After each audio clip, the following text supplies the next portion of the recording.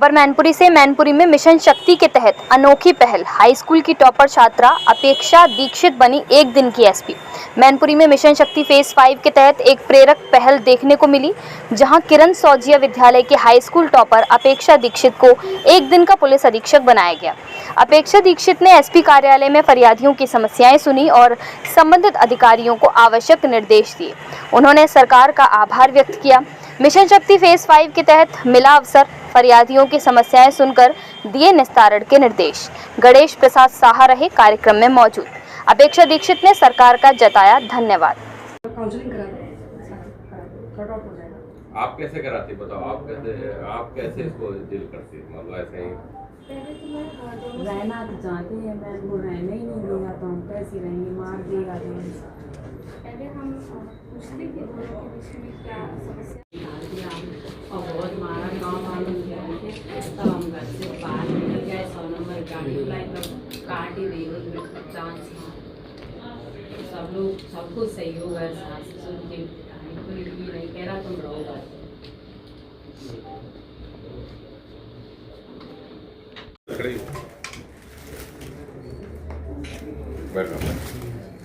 बैठ आप बैठ किसे एक मिनट कंफर्टेबल होगा, बैठ जाओ अब पूछो। अब देखो, अब आप अपने दिमाग से देखो क्या हो सकता है कि घर वाले इनको परेशान करते हैं। घर से हो सकता है कि ऐसा भी हो सकता है कि इनका और इनके घर वाले का, जैसे घर में क्या क्या बताए, सास ससुर होता है ना, पति पैक्ट हो जाएंगे, फिर हम निकल नहीं पाएंगे ना। नहीं मैं उधर बैठूंगा। अरे यार तुम्हें पूरा, अरे के भैया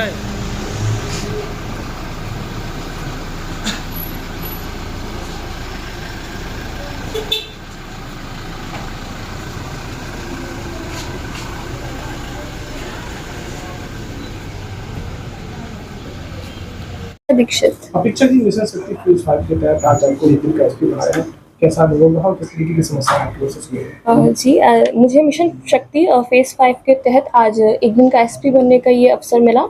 मुझे बहुत ही अच्छा अनुभव हुआ, क्योंकि इससे मुझे पता चला कि हमारे प्रशासन की कार्यवाही किस प्रकार होती है, और साथ ही साथ मुझे एक कॉन्फिडेंस मिला कि हाँ, शायद मैं भी इस फील्ड में आ सकती हूँ।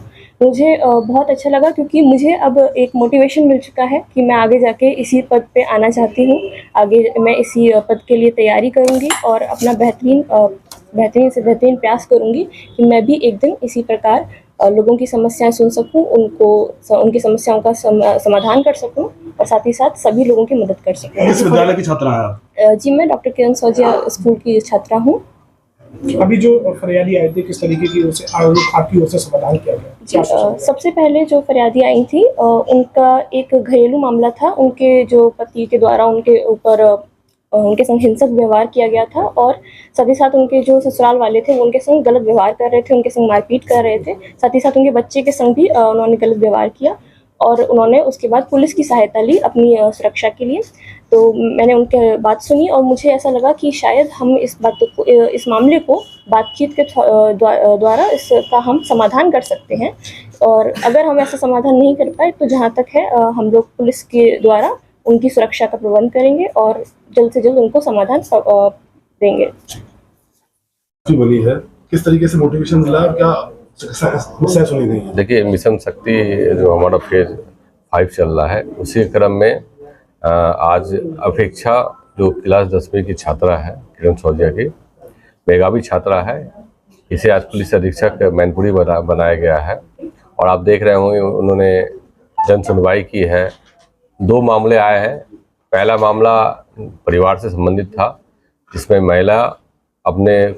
महिलाओं को उसके पति और पति के परिवार के द्वारा प्रताड़ित किया जाता था। ये महिला का पक्ष था।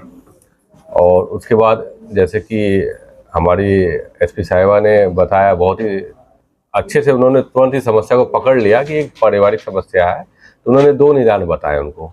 पहला निदान बताया कि हम दोनों पक्ष से, परिवार के पक्ष से और आपके पक्ष को सुनेंगे, आमने सामने बात करेंगे, जैसा कि पारिवारिक परिवार केंद्र में ऐसा किया जाता है कि सुलह कराने का प्रयास किया जाता है और कई मामले सुलह भी हो जाते हैं। कई गलतफहमियां होती है, कई ऐसे होते हैं कि मतलब कि संवादहीनता की स्थिति होती है। तो हम लोग का प्रयास होता है कि उनको साथ बैठा के बातचीत करें और उनके जो गिले शिकवे हैं या फिर जो भी प्रॉब्लम सॉल्व किया जाए। तो उसी क्रम में उनके जो ससुर हैं, पति का नंबर नहीं था, उन्होंने अभी आने का बात कही है, तो ये सुलझाया गया। दूसरा जो प्रकरण आया था वो जमीन के विवाद से संबंधित था। दो पड़ोसी के बीच में मेलबंदी हुई है। उनका कहना है कि लेखपाल के द्वारा मेलबंदी कर दी गई है, लेकिन विपक्षी है उसको मेलबंदी को मान नहीं रहे और उसको नुकसान पहुंचा रहे हैं।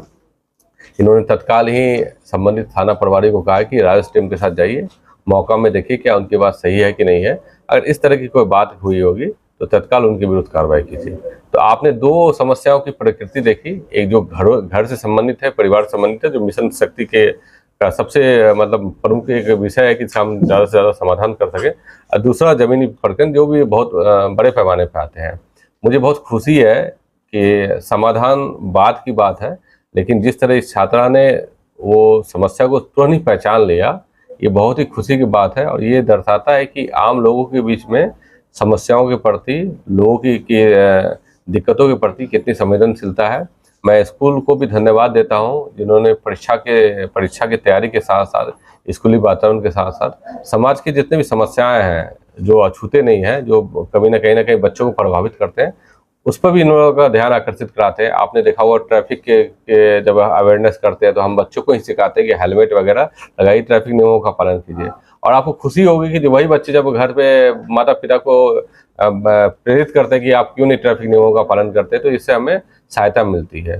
तो मैं चाहूँगा कि आप अब हमारे आज की एसपी बनी छात्रा का भी पक्ष लें, उनका भी अनुभव साझा करें। और ये भी दर्शाता है कि भविष्य में इस तरह के पद जो हैं, जो समाज को आगे ले जाने का काम करता है, दिक्कतों का समाधान करता है, बच्चे के कॉन्फिडेंस बिल्डअप हो और उन्हें उनके अंदर का डर खत्म हो और प्रतियोगी परीक्षा में वो आगे से आगे जाए। इसके लिए भी इस तरह के कार्यक्रम का आयोजन किया जाता है कि लोग जो पुलिस प्रशासन और जनता और बच्चों के बीच जो संवाद होनी चाहिए उसको और बेहतर होना है।